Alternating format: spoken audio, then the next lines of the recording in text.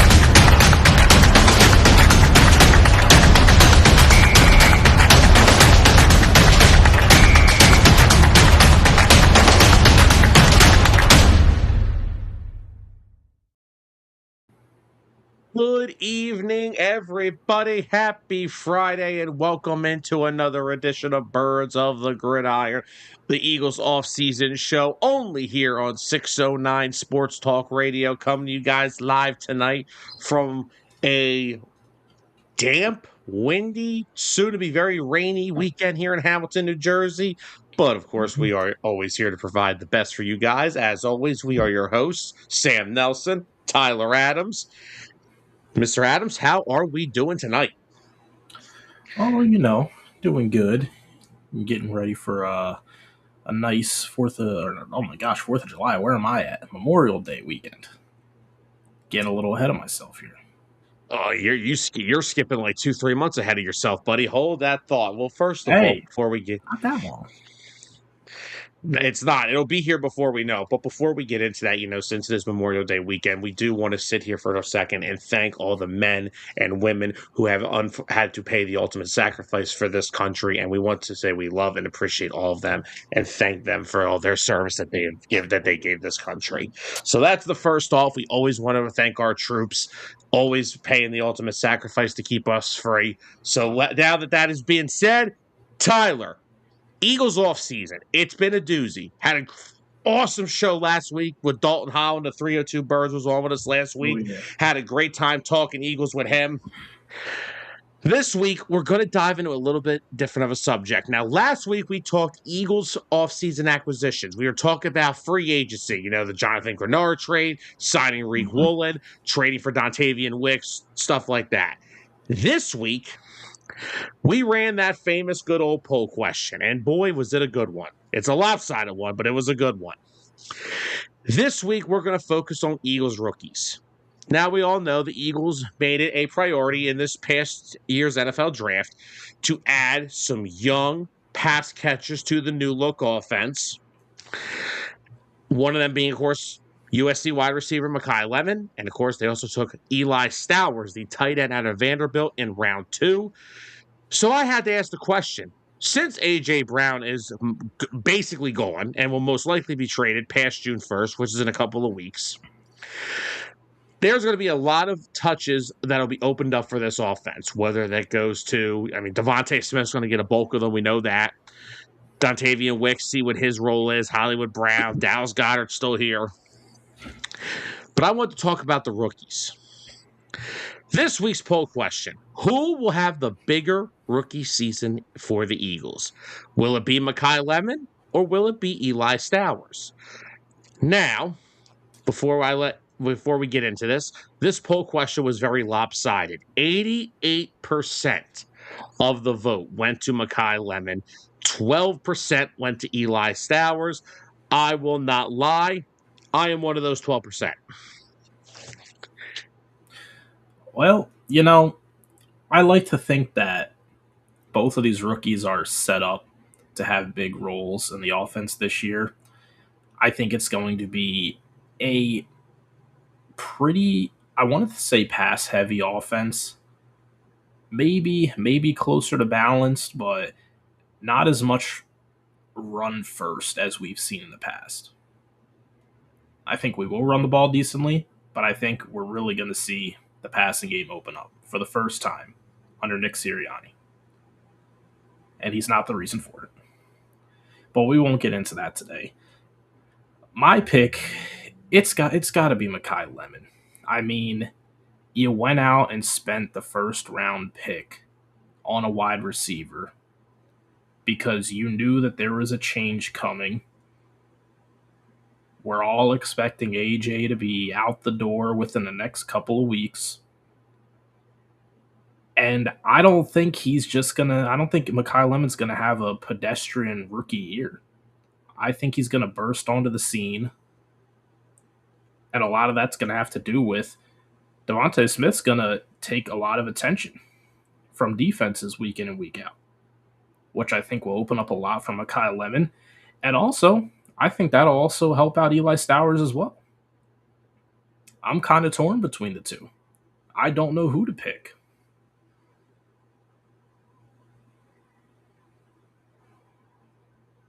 The reason I went with Eli Stowers is, yes, I think Makai Lemon will most likely have the potential of bigger impact because, again, you are trading A.J. Brown. Someone is going to have to that role and take some of those touches. And, of course, Makai Lemon is going to be one of them. We know that. The reason I went with Eli Stowers is because as great as Dallas Goedert was last year, I am not going to bank all my marbles in on him staying 100% healthy every year because it's never been the case with him. Yeah. Makai Lemon, I understand A.J. Brown will be gone, but Makai Lemon is still going up against other guys for touches. You know, he still has to compete with Dontavian Wicks. He still has to compete with Hollywood Brown.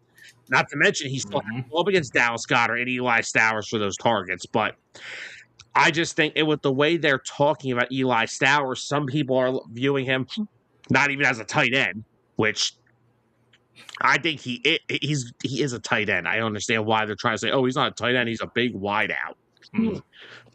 But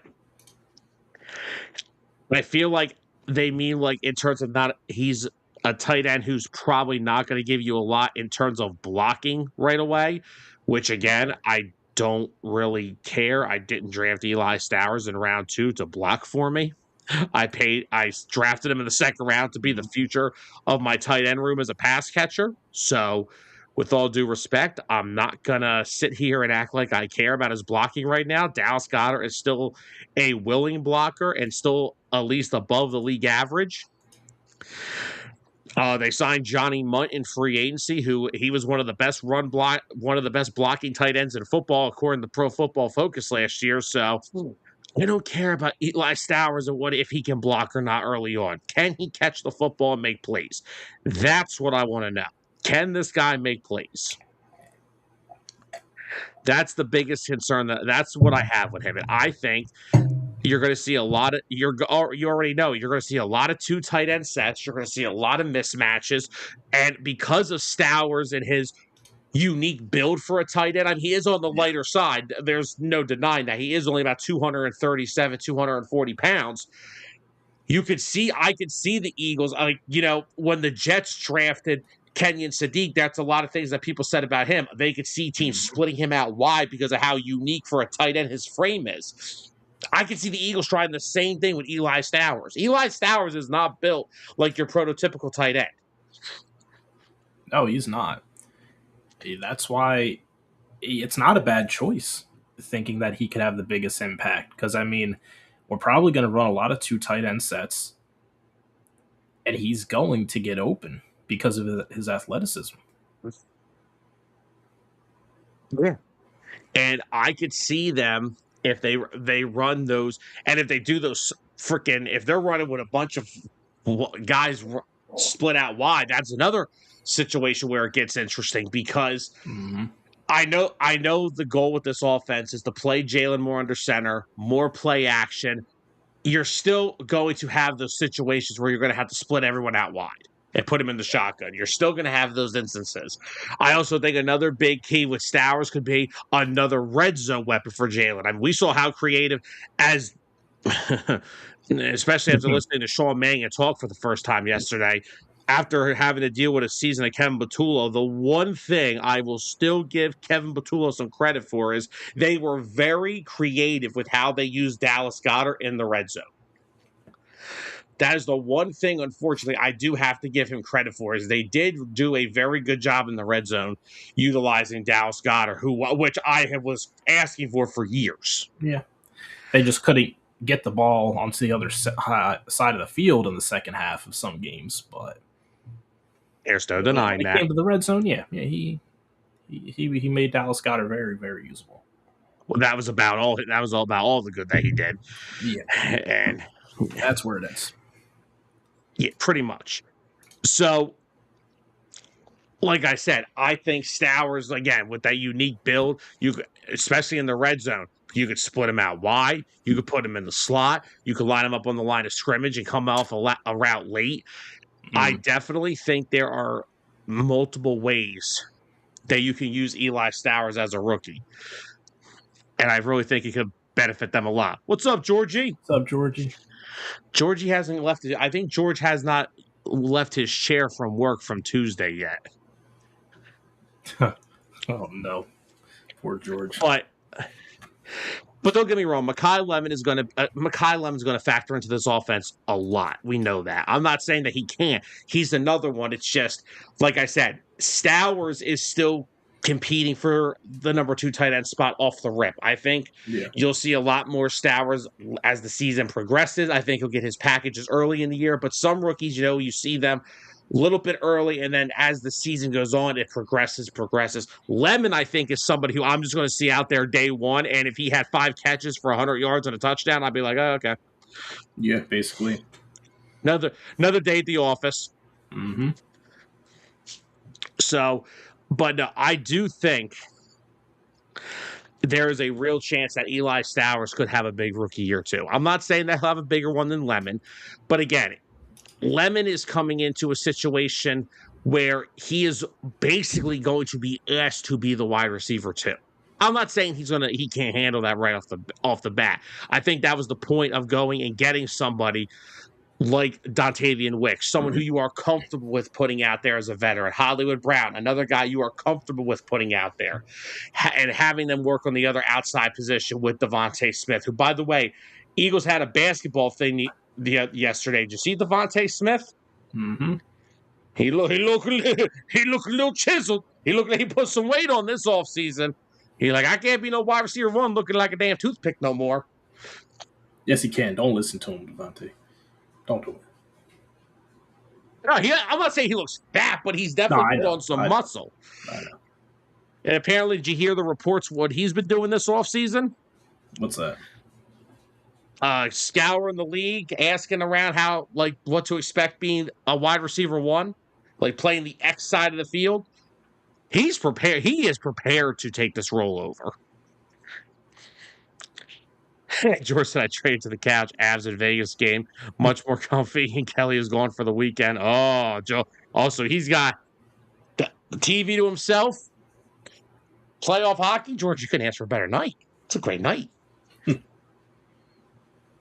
But yeah, I think both of them will be utilized in their own unique ways. I think Stowers early on to mostly be a red zone target, where Makai Lemon is going to play a bulk of the snaps early in the season. I don't know what your thoughts are on that.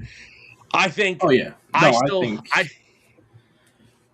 I firmly believe he's coming into this minimum wide receiver 3. And by midseason, that will change. Yes. Because you're looking at a guy, again, we had him as he was our favorite wide receiver in this draft. I liked him better than Tate. I liked him better than Tyson. Yep. I understand why Tate went first. Tate's the big play threat down the field. He can take a top off of defense. He can do all that stuff. I get it. Tyson, I think, is talented. The injuries concerned both of us a little bit, so that's why But Lemon is just, and again, like I love how every time the Eagles take a wide receiver, their size is the issue. Oh, Devontae Smith's only 6'1", 170. He can't be a wide receiver in the NFL. And they got like Makai 11, like, oh, he's only 5'11". Do you know how many wide receivers are only 5'10", 5'11"? Yeah, literally. There's so many. Like, not every wide receiver is 6'5". Yeah, not every 6'5" receiver is a good receiver. Do I want to bring up Dorial Greenback? Ooh. Do I want to bring up Kenny Galladay? Oh man, who's the one that played in Carolina with Cam for a few years? Oh, is that the dude that Kelvin beat all that? Benjamin. Oh, Fat Boy. That dude was. His rookie year, oh, he was a monster. Second year, pretty good. After that, no bueno. Third year, he found out the team had a team chef. And look, I'm not. Look, hold on. First off, let me just come on the air to say I'm not no one to talk, dude. I'm a poor man's Mark Henry over here with this big old belly. Trust me, I'm a large human being myself, but I'm not $1 million athlete. Oh yeah, Kelvin Benjamin. But that's the thing. Like, but that's I'm going to take that away because Benjamin we knew was a good player, and before he gained all that weight, he was a good player. I'll talk about dudes who like Dorial Green Beckham could not play. Oh yeah, he could. Riley Cooper, 6'4", cool. Of course, my mother is probably looking down on me, saying, "Don't you talk about my Riley like that." You put some respect on Riley. Shell, please. She only liked it because he had nice long hair. But yeah, ultimately, I think Lemon. I would not be surprised. Lemon, I think, in terms of yards, is going to have the bigger year. I could make the case I could see Eli Stowers somewhere in a 6 to 8 touchdown range. I can see it. Red zone threat. Yes. Mm-hmm. Yeah. Because I really think this offense, I think we are going to start getting away from a lot of things that they used to do. One of them being the touch push at the 1 yard line. I think a lot of that's going to go away. Yeah. So I definitely think that they're going to find more unique ways to get everybody involved, like Dallas Goedert last year. Hopefully, Eli Stowers. If Saquon, of course, getting him more touches inside the 5. I hope they get the wide receivers more involved because, I honestly thought over the past, I'd say at least 2 to 3 years, I think that's a big gripe that AJ and Devontae have had too. It's like, guys, I know we're at like the 3 yard line, but, we can make plays within 3 yards on a 50-50 ball. Yeah. Like AJ, and I know I don't want to. I'm actually going to talk good about AJ for a sec. That's the one spot that I never thought AJ was utilized more. It was that 50-50 ball inside the red zone.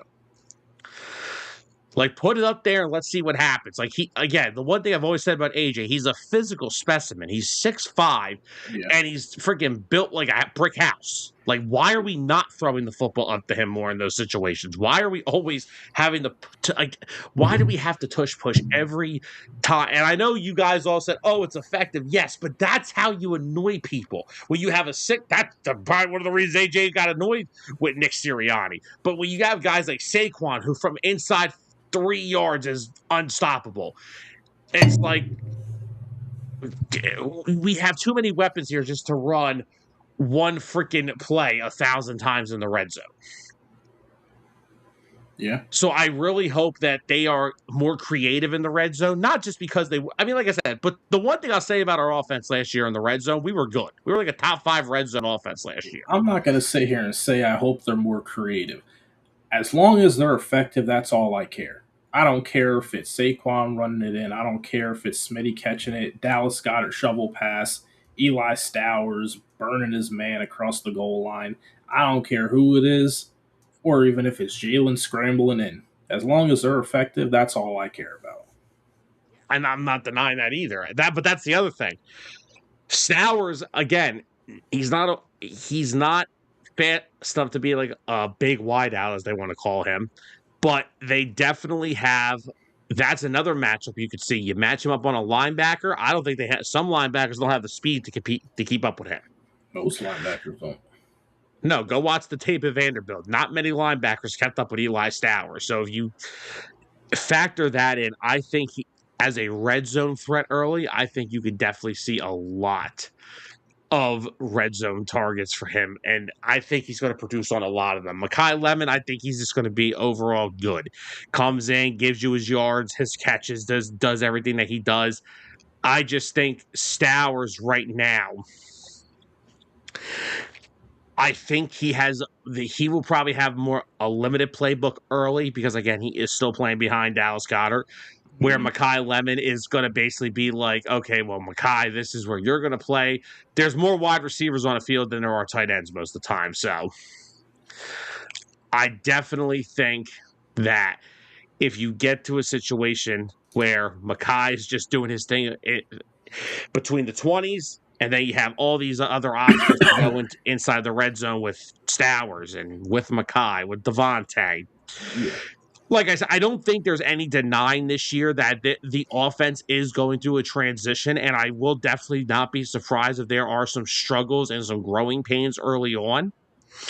But I think by week 7, week 8, you're going to really see an offense that gets clicking. Well, all I know is that the growing pains aren't going to be as bad as some of those second halves. So we're still going to see the ball move. No. Those aren't growing pains when the same group of guys and coaches have been here for 5 years. That's not growing pains. That's pure on bad coaching. That has nothing to do with growing pains. You're not growing when you've all been in the building for 4 years. Well put. And I also go ahead. No, I said well put. Yeah, there's no growing. Oh, well, Kevin Batul is the first-year OC. He's been the damn pass game coordinator for 5 years. Remember, they built this from the ground up, according to Kevin Patullo. Yeah. Mm-hmm. Built something from the ground up. And this quote from Sean Mannion yesterday, which, by the way, I don't know how much of that press conference you watched. Sean Mannion, I think he aced his first dose of the Philly media. Did you hear him talk? Oh, yeah. He was prepared. What was your, yeah, that's my problem. He sounds a little too prepared. He sounds like a head coach already. I'm not stirring the pot there. It's okay. There's an easy way to fix this. You just got to go with the Boston Celtics approach. Oh, yeah, promotion to front office? Put Nick in the front office. Oh, Sean takes over the head coaching role. Hey, man, it worked in Boston. Oh, man. Hey, you're not wrong. It did work in Boston. As long as Mannion doesn't pull an Ime Udoka. We're not going to go there. But no, but the one quote that Mannion said about the wide receiver room is it isn't about. See, this is where this goes back to your second half thing. It isn't about one single piece. It's about how they all fit together. Boom. There it is. I take that. That as in. That is a big reason I know he lobbied to get Dontavian Wicks here. Because he's a guy who understands that. Being in that Green Bay passing room with, gosh, I don't know, what was he, wide receiver 5? Wide receiver 4? I mean, let's think. You have him. You had Matthew Golden last year. You had Romeo Dobbs. You had Christian Watson. You have Reed. They have a plethora. They had a plethora of receivers over there. And I think also what that's trying to say is, look, A.J. Brown is A.J. Brown. But I'm not going to build my offense centered around one guy. So I'm not saying take a shot at AJ. I'm just saying you need more. Again, we have seen games where AJ and Devontae have not played, and we have not been able to get anything going because there isn't enough wide receiver pieces on the roster. Yeah. Now you at least have the depth. You have Smitty at 1, you have Lemon, Wicks, Hollywood, And then, of course, you have Stowers, who I think they're going to try to use as like a Swiss Army knife at the tight end position still. Like I said, he is a tight end. He's not built like one. He's about, I'd say, 15 pounds lighter than your average tight end. And he It can don't be used in. No, I don't care. I'm not saying I don't care about it either. I'm just saying because of that, he can be used in multiple ways and multiple packages. You Oh yeah. could split him out wide. You could split him out wide in the red zone. You could line him up in the slot. You could line him up at the line of scrimmage and have him come off of the line on a route. There are multiple ways they can get Eli Stowers involved, and I think Sean Mannion is a creative mind on how he can do that. I wouldn't trust Kevin Patullo to do that if my freaking life depended on it. If I had two options between Kevin Patullo being creative and going to the electric chair, pull the lever. It's all over. I had a great run. It's all over. But again, I think what Mannion is trying to input is like, look, we have a lot of pieces, and I'm not going to rely on one piece to do my job for me. And unfortunately, that I felt like for years that was A.J. Brown. And now this past year was a little different. I think Kevin Patullo actually wanted to go to Dallas Goedert and Devontae Smith more than A.J. Brown, which ultimately is probably what pissed A.J. Brown off. But again, A.J. Brown's pissed off the minute he wakes up in the morning, it seems like. But no, I think that Mannion, like I said, I listened to that whole interview, and dude, I'm telling you, he sounds like he gets this. I already feel more confident in one press conference under Sean Mannion than I ever did with Kevin Patullo last year. Yeah, no, this offense is in good hands with Sean Mannion. This is one of the good ones. And I mean, did you hear how he talked about Jalen Hurts? How much he raved about being able to coach him and being able he thinks he can do with him at the quarterback position. Again, Jalen's success in this offense is going to come down to one thing. It's going to come down to throwing the ball over the middle of the field. Can you do it? Is he willing to do it? Which it sounds like he is. And are you able to do it accurately? Like, I'm not talking twice a game. Can you get passes completed over the middle multiple times in a game, 5, 10 times a game? Because that's where a lot of those throws that you're going to need to make. I know people like to go on Twitter and post the highlights. Like, oh, he could throw over the middle of the field. Yeah, it's like 2 deep balls a game. Like, that's not – I'm talking tight window throws against tough coverage. That's what I'm talking about. He can do it. He needs to believe in himself to be comfortable to do it consistently throughout the whole game. Yeah, I think Mannion's the coach who is going to get him past that hurdle. I'm sorry. I just saw the score of the Western Conference Finals game. Holy crap. Oh, no. Wait, that game's on so early? It's 8:30. Oh, wow. You're right. Yeah, you're right. 8:30. So, but yeah, no, I agree. I think Jalen's going to have a good season. I really do. And like, I love the whole topic we're coming up with now is like, is this a prove it year for Jalen Hurts? Every single year I've had Jalen Hurts as my quarterback. A prove it year. Newsflash, by the way, every year in the NFL is a prove it year. Except unless they'll say, oh, it's not a prove it year for Patrick Mahomes. Well, if he's healthy, yeah, it is. Can you prove you can get back to that level? Yeah. Joe Burrow just said he thinks they have all the makings to be back in the Super Bowl. All right, go prove it. Josh Allen and Lamar Jackson have been on. If that's the case, they've been on prove a year since they entered the league.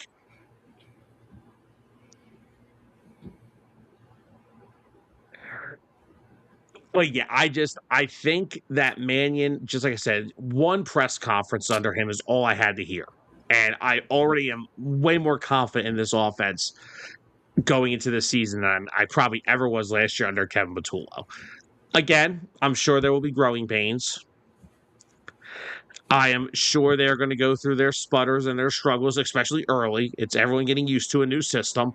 But I think by that week 7, right around that same area in that 2024 year with Kellen Moore, once they get it all at humming, it's going to be something fun to watch.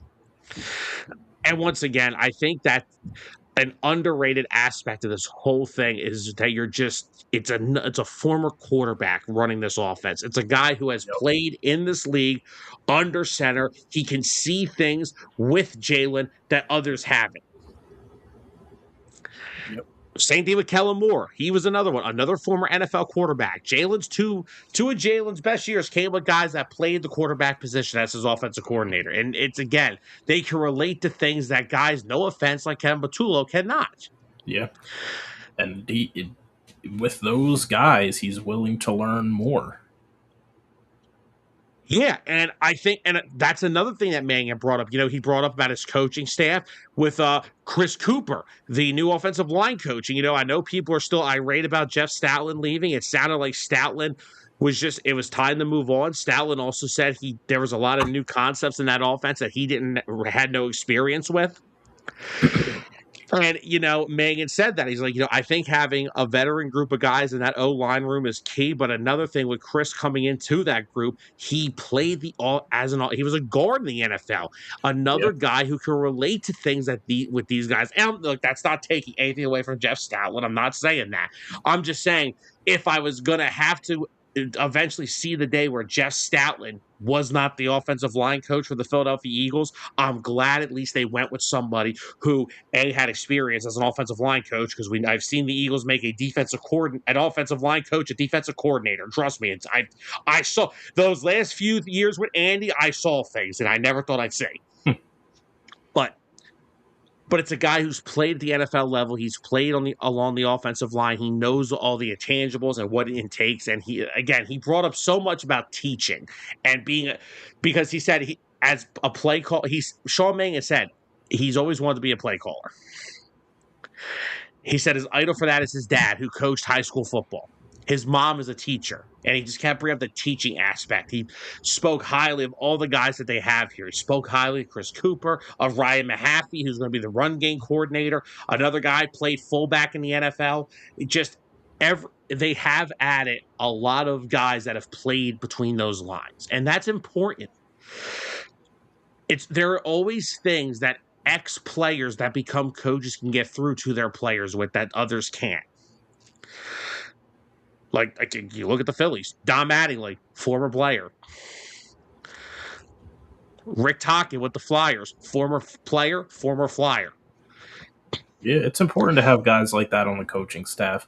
Not saying it always works out. No.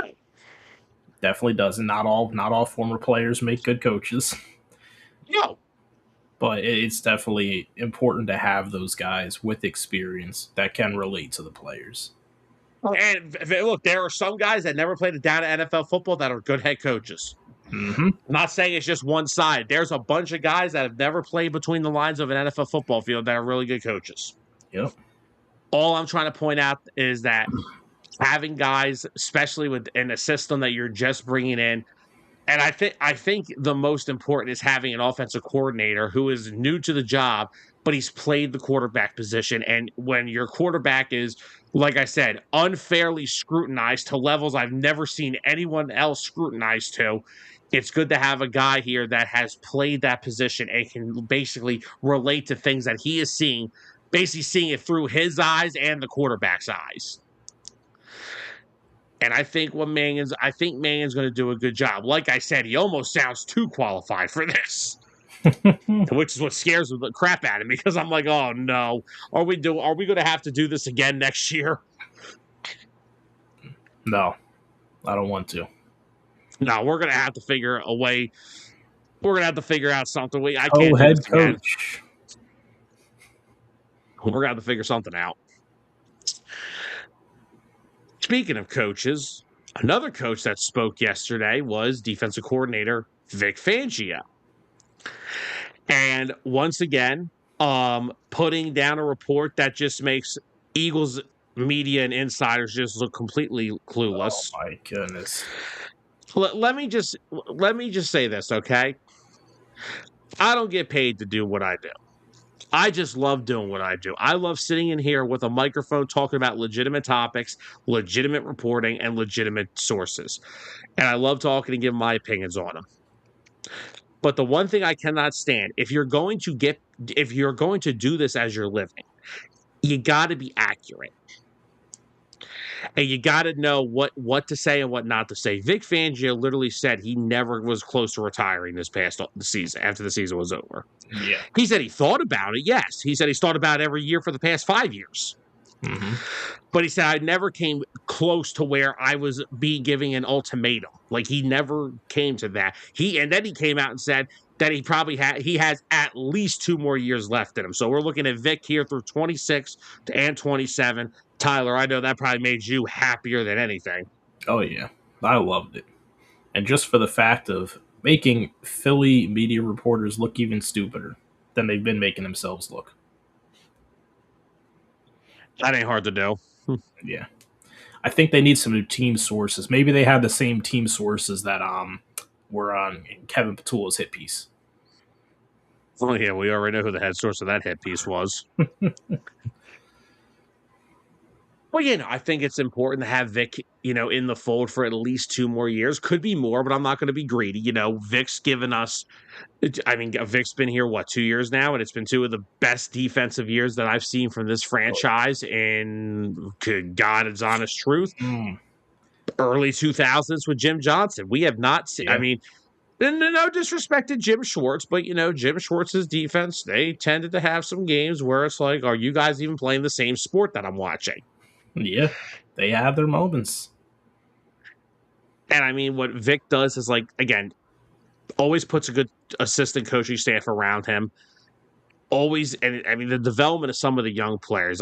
Cooper DeJean, Quinyon Mitchell, Jalix Hunt, Jalen Carter, Jordan Davis, Jahad Campbell, which, by the way, did get an update on Jahad Campbell. He possibly will be able to participate in some OTA activities next week. That is not a guarantee. However, though, he will be 100% ready for training camp. So, because he did have to have a procedure on that shoulder that it was reported that was injured during the draft, but we knew that going into it. They said after his rookie year, he was probably going to need another shoulder surgery. That is what this is from. And they said if he's not able to participate in anything going into next week, because OTAs are next week, he will be ready for training camp 100%. So all good on the Jahad Campbell injury front. So that was one thing that he brought up.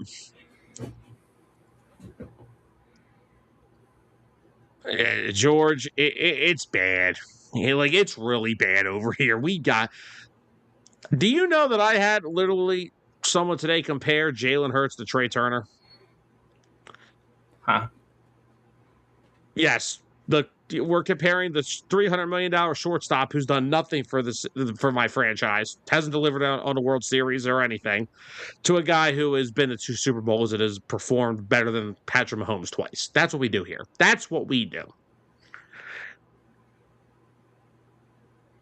Which I know, Tyler, you're not the baseball guy, but I think we could, that guy over there in the corner that you're pointing to, he's closer to Bryce Harper than he is Trey freaking Turner. And he's even got Bryce Harper beat. Exactly. Well, I'm just saying, I know. When Bryce Harper had the chance to put that, to get a title here, he at least performed. The rest of the team did. But, you're comparing the quarterback of a Super Bowl champion to, maybe the 5th best player on the Phillies. Because if I'm doing my top 5 Phillies right now, it's Schwarber, and this is in order. It's Schwarber, Christopher Sanchez, Bryce Harper, Zach Wheeler, then maybe Trey Turner. And that's a very big maybe right now. He may be 6 or 7. Well, yeah, Vic. So again, we got a good update on Jahad Campbell. Vic, of course, told us he's going to be here at least 2 more years. I like that. Gives him more time, probably to groom his replacement, which is probably going to be Clint Hurt. I really think so. It's Clint Hurt. I think it's going to be Clint Hurt. I think how Hurt went to bat for UR Bernard in that draft video.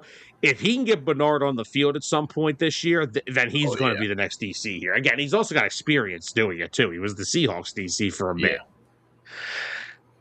Then, of course, another thing that came up in Fangio's presser was the question of the safety position. And nothing has changed. And again, I don't know why we're all freaking out over this, but they say Cooper DeJean will be the playing safety in their base defense, which they don't run a lot of. They run a base defense, I think, 20% of the time. So nothing's changed. And then they said when they go into their nickel packages, where DeJean will go right back to that nickel corner spot. Woolen will be outside full time, and he said that basically the job next to Makuba is wide open, but essentially it's basically Marcus Epps' job to lose. Of course. Well, I mean there's not much competition, so I would hope so. Mm-hmm. Yeah, it's not a very secure job. I mean, who's to compete with? Sidney Brown? Oh, wait, sorry, he got traded. My bad. Yeah. Hi, Dennis. I mean, who is he competing with? Who is Marcus Epps even going up? Let me just look. Who are the safeties on this roster? Nobody. JT Gray. The what was it? 5th or 6th rounder Cole Wisniewski. Andre Sam. Oh no, Michael Carter's being moved to safety. Oh yeah, that's right. Yeah, we keep hearing that. Well, George, it's not the thing that he hasn't earned it. It's, again, he's only going to be the safety in the base package, and they don't run it a lot. Yeah. We only run our base package like 20% of our snaps in games. We play nickel a lot. We need to know who's going to be on the field when he goes to nickel. Yeah. So who's playing back there? Yeah, now again, Marcus Epps is not the worst option in the world, but I'm not going to put all my eggs in a basket to a guy who played 6 really solid games last year. Because, again, he's not the... Look, I've seen way worse guys fill in at safety than Marcus Epps last year. Trust me, I've seen a lot worse. But... he's a good backup. Exactly. Like, if he's the first safety off the bench if something happens, like last year with Makuba, all for it. But they still have to look for another one. Because that's the thing. I'm not worried about DeJean in the base package. I'm worried about everything when we go to nickel. And I don't know if Marcus Epps can be that guy. I've seen that story before, and it doesn't always work out well. So, again, I just don't really know if... I'm still not confident in that safety room. And the shame is, this is probably... I mean, the defense, you could definitely make the case. The defense is better on paper right now than last year. Yeah, I think it's the strongest. Because at this time last year, your corner 2 was Adoree Jackson. Reek Woolen is a pretty significant upgrade. No offense to Adoree. I thought Adoree played really well down the stretch, but Reek Woolen is a better player. Jonathan Grenard being here really boosts you because you didn't have that type of an edge rusher at this point last year. Last year, we were like, all right, well, it's Nolan Smith, Jalix Hunt, and then we got Josh Uche and Azeez Ojulari, who I don't even remember if they gave you one positive play after the first 4 weeks. I mean, at least now going into the year, you're going to have your 3 stable edge rushers. You're going to have Nolan Smith. You have Jonathan Grenard. You'll have Jalix Hunt. I also think Arnold Ebiketie is an upgrade over Uche and Ojulari. And then, of course, you got the 3-headed monsters of the middle, Ajomo, Carter, JD. I think Jihad's going to have a big year, too. So I think him and Bond together are just going to be absolutely ridiculous. I think Makuba was getting better and better week in and week out last year. So, yeah, I can make the case that the defense constructed currently is better than the one that was at this time last year. Now, during the season, it was amazing when they got Jalen Phillips and stuff like that. But again, I'm talking right now. And at this time last year, right now, it was not better than this unit. Like I said, you just give me one legit safety. One safety that could play and be a starter. I'm set. And I think it's the best unit we may have had in a long time. And that's not to take away because, I mean, the last 2 years have been damn good. Like, the defense has been amazing. It's been one of the top 3 units in football over the past 3 years. Yeah, it has. Since Vic took over it. But yeah, so, and again, like I said, people are freaking out like, oh, well, DeJean, he's going to be the base safety. That's been the story since day one. Like, they've done that with Cooper DeJean forever. He just doesn't play a lot of it because, again, they don't play their base defense a lot. Mm-hmm. And I don't understand why people are losing their minds over it. It's like, oh, he doesn't play that. No, because they don't play base. They play base like, again, under 25%. Speaking of which, on our last little subject that we have for the night, since training camp is what, a couple months away, OTAs is next week. Yeah. We decided, since there are some veteran free agents still available, and the compensatory draft pick formula is no longer affecting them, the Eagles can sign players without giving up compensatory draft picks. We thought it'd be fun to put a little bit of ideas out there for potential roster additions we could see the Eagles make before the training camp opens up in July. Now, I will tell you that I did 5 total. No, I did 6 total. But the reason is because I have 2 guys from this one team. Oh, I have 4 free agents, and I do have the 2 guys on the same team are trade possibilities. trade possibilities. So That's where cheap. would we like? So let's go through our free agents first. I have 4 free agents. You want to kick us off? Yeah, one of them is actually some guard depth because if you look at our current roster, um, behind Tyler Steen and Landon Dickerson, I couldn't tell you who's the next guy. It's paper thin. So I actually have a couple possible veteran players. One could be a familiar face, Makai Becton, Okay.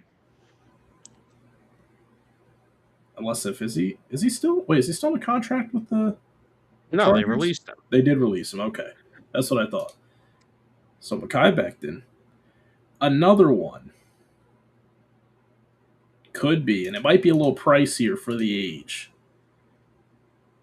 How about the veteran Joel Batonio?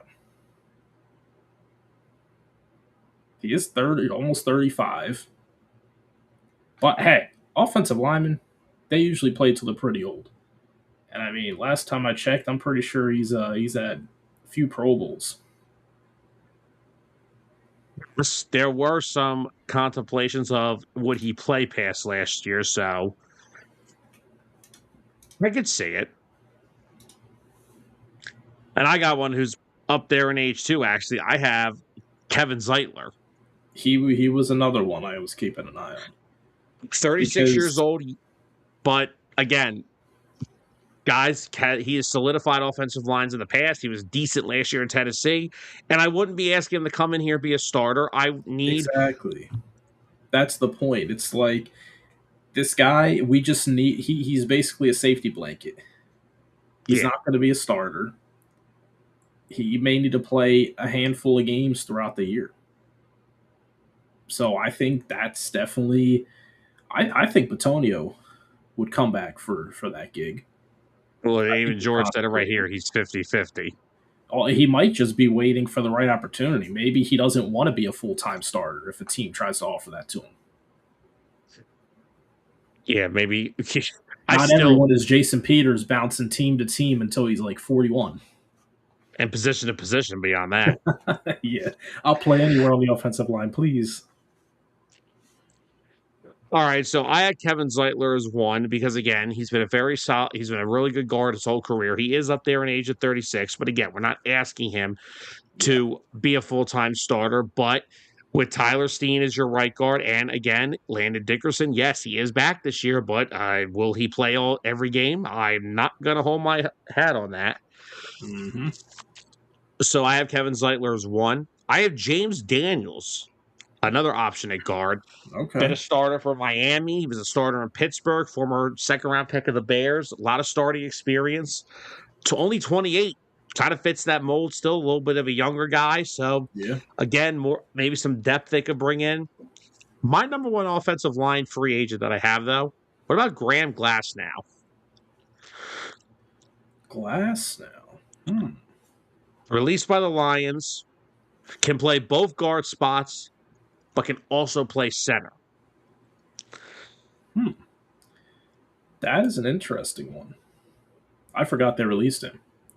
I may take my bets with the guy who could play along all three Yeah, spots. that can fill in across the interior rather than just either guard spot. Because, I mean, let's not act like the depth behind Cam Jurgens is a lock. I mean, Drew Kendall, we haven't really seen much out of him yet. So, I think the Eagles like Drew Kendall a lot. I would be more me comfortable too. with a A veteran veteran. out there. Exactly. That's the whole point of this, having a veteran option to back up. Because right now, if I'm looking at it, Drew Kendall's my best option across the interior to back up anyone who goes down. I'm not trusting anybody else. The only legit person you could have possibly as a option on the interior that's not Drew Kendall is really the guy you just took in this year's draft, and Micah Morris. Yeah, literally. The depth along the interior of this offensive line is very thin. Yes. I mean, at least So, at tackle, you have Lane, you have Mailata, you have Markel Bell, you have Fred Johnson. You yeah. still even have Cameron Williams, who they're really high on still, and Miles Hinton. They Yep. have some depth there. Along the interior, Nothing. it is not, it's paper thin. Nothing. So yeah, a lot of these names that we just said, one of them will be a Philadelphia Eagle. I mean, yeah, Landon, Jurgens, Drew Kendall, Willie Lampkin, who they picked off waivers last year, who apparently they really like. Yeah, Tyler Steve. Yeah, we definitely have to add some type of veteran offensive line help behind these guys because it is. Kappa, he's still out there. Who was that? Alex Kappa. That wouldn't be the worst one either. Because it's just a backup. You know? That's all. Yeah, yeah. It's not. This is nothing world breaking. The more debatable one is, we all know, safety depth is needed. Yeah. That's where they got to be selective. This isn't just you need to go get a backup for Marcus Epps. You need to go find a guy who can compete to possibly take that job from Marcus Epps. I got one free agent. You got one? Xavier Woods. Oh. I got my eye on him too.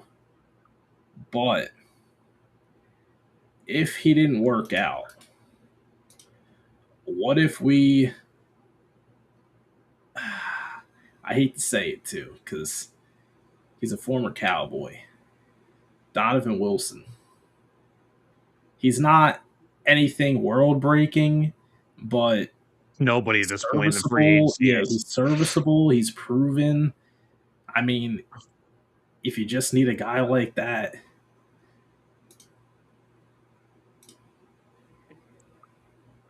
Fun fact, Xavier Woods is a former Cowboy too.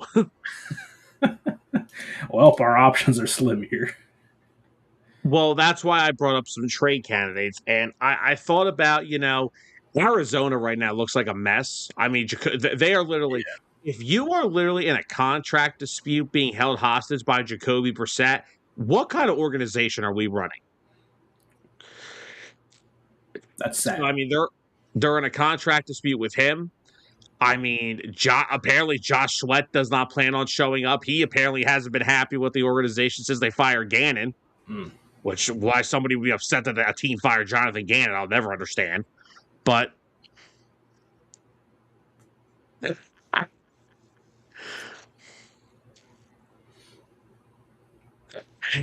George will be out of commission momentarily. That's all right. Sam, sing the lullaby. But yeah, so like again, Arizona's all over the place with Brissett. I mean, there's questions on what James Conner's future is. There's a lot of guys in Arizona right now. So what if Budda Baker became available? Dude, if Buda Baker became available, I mean, he's not the I'm player he was a few years ago. but he doesn't need to be because it's still an upgrade. And think about And it. then, If Buda Baker, not Buda Baker from a few years ago, is your weakest link on your defense, that's a pretty damn good defense. I don't even think he's the weakest link. Then I think that makes Makuba the weakest link. Yeah, you could argue that, yeah. And Because I Buda still Baker's think, got years of experience. and I still think Makuba's going to have a really big year too. So, and then I have here's my other two trade targets from the same team. I have a couple of safeties in Cleveland, Ronnie Hickman and Grant Delpit. They just drafted Emmanuel McNeil-Warren. So the question is going to be, which of those two do they want to keep and which of the other two do they want to get rid of? I would be fine with either. I mean, Delpit's been a full-time starter longer, but Hickman was an undrafted free agent, and he has worked his way up from a spot starter to a full-time starter this past year. He had 100 tackles and 2 interceptions this past year. Oh, wow. And Delpit, another guy who's, again, former LSU Tiger, former second-round pick, coming off a year he had 80 tackles, 1 pick. He's been very serviceable. He's been a full-time starter since 2022, 2023. Still only 27 years old. I mean, it sounds like after the Browns took Emmanuel McNeil-Warren, they're going to be looking to move. So they're probably going to move one of them. I would take either of them, honestly. Yeah.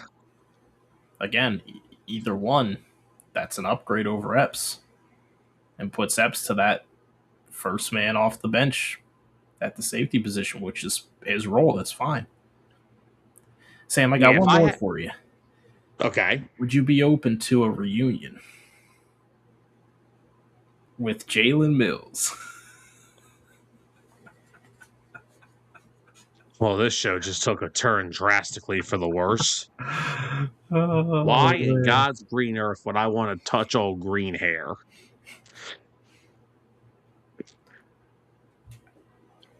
Yeah, just had to throw it out there for you.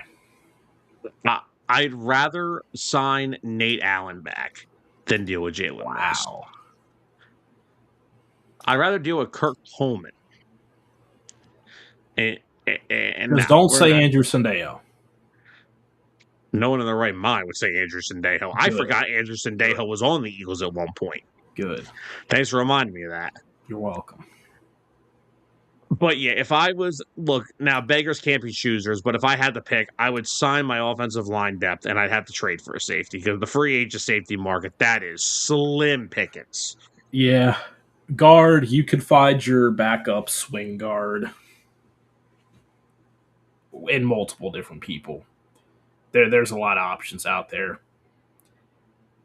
Safety, I'll be honest, there's not one that I trust. Outside of Xavier Woods, I don't trust any of them. Oh no, I woke George up with that one. Sorry, George.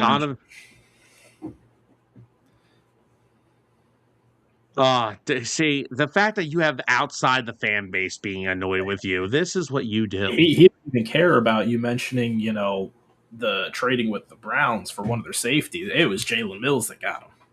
Well, because I think it's kind of common sense at this point. They're not going to carry all 3 of them because, no offense, if I'm one of those 2, I'm not giving my starting spot up for a rookie. And McNeil-Warren in the second round for the Browns was an absolute steal of a pick. He should have went higher, should have went late first. So, and again, Hickman's worked his way up to being a starter. This past year was his first full year as a starter. Delpit's been a 4-year starter for them. But I think they're going to end up moving one of them, and if I were the Eagles, I'd make the call. Mm-hmm. You need a safety. Give them some draft capital. Make the call and go get one of their safeties so we can put together this defense and get rolling. Because wait until the AJ deal settles. I feel like you could probably see maybe that secondary pick that's obtained in the trade for AJ. I'm okay with that too. Repurposed into a safety. That would be great. Because then you walk out with a future first, and you get a starting safety for your team. That just Shit, I may be out. that just works out I'm perfectly. That's literally the example of we just loaned AJ Brown. pretty much. But yeah, if I'm the Eagles, I can find my offensive line depth in free agency. I like the idea of Zeitler. I like the idea of Glass. Now that's my favorite one, honestly. James Daniels. You brought up a couple of good ones. Batonio, if he still wants to play. Who else did you have? Like Makai. Makai back then, yeah. Well, see, and he's never said it. He's never came out on the record. But Bill Colarulo on 97.5 The Fanatic said he has legit sources that say that there are reasons Makai Becton will not come back here. Oh, really? I don't know what that entails, but there are reports that there are reasons why he didn't come back in the first place. Wow. Damn, here I thought he loved it. Yes, George, I understand. I understand that you are the Browns, yes. But I will. The other reason I put it out there is, again, Andrew Barry, Howie Roseman, working relationship. He worked under Howie before getting the Browns job. His brother is now Howie's assistant to the GM. So the Browns and Eagles have always had a pretty good working relationship, even before Andrew Barry became GM. But him and Howie worked together in the past. So if the Eagles were in desperate need of a safety, I could see them doing it. Oh, yeah. Giving the Browns a call and say, "Hey, I'll give you this for Grant Delpit," or "Hey, I'll give you this for Ronnie Hickman," and we'll call it a day. But yeah, Howie Roseman's never going to go into the season knowing he has a weakness. I mean, again, he had an issue at corner in 2017. He acquired Ronald Darby in August. It took two preseason practices to see that and say, "Yeah, no, this ain't it." Now, granted, Ronald Darby wasn't the greatest, but he was a lot better than what they had. Yeah. Sure. They went into the 2022 preseason. I forget. I think it was Marcus Epps, and I forget who their other safety was. And it was like, "Yep, bring me CJGJ, please." So again, Howie's not afraid to make those moves late in the summer into training camp. He's not afraid to do it. He's done it in the past. Mm-hmm. With that being said, Mr. Adams, do we have anything else you want to talk about tonight? I think that's about it. Except for George. No Birds, as always, George. Not doing it, George. George, go to bed. How about George, go to bed. George, go to bed. Go watch the hockey game, go to bed. Bag of chips and Andy Dalton. Oh, God. What? Okay, well, now you're going to ruin the working relationship. Well, he said he wanted a redhead. Okay. All right, that's it. We're done. All right.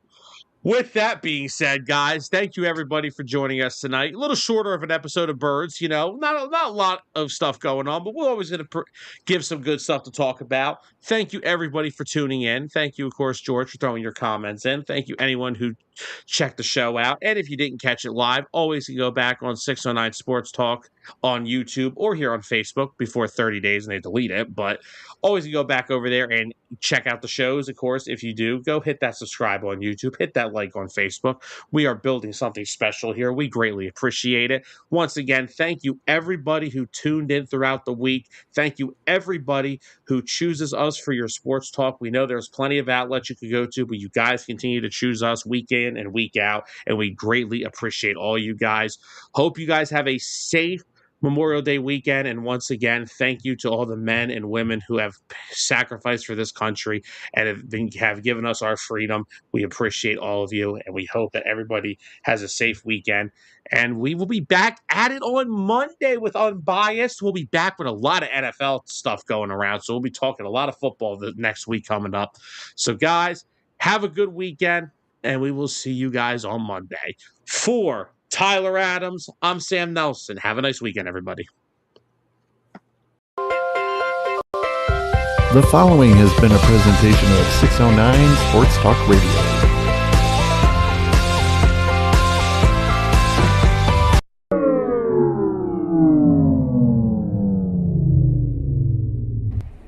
Sam?